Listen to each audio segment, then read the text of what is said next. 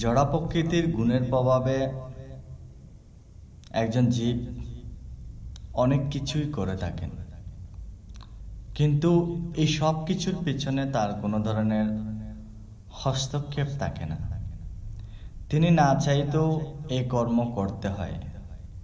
যেমন আমরা প্রতিদিন অনেক রূপ কাজ করে থাকি, অনেক রূপ কর্মে নিয়োজিত হয়ে থাকি, কিন্তু এই সব কিছুর পিছনে রয়েছে জড়া প্রকৃতি।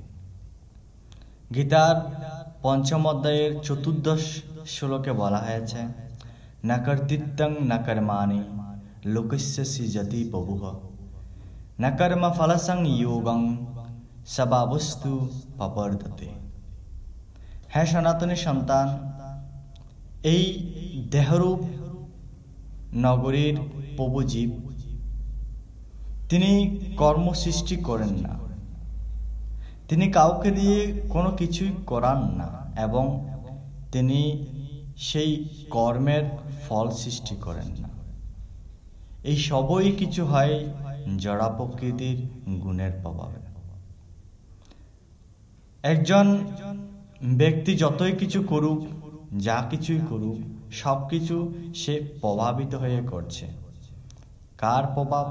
জড়া প্রকৃতির প্রভাব।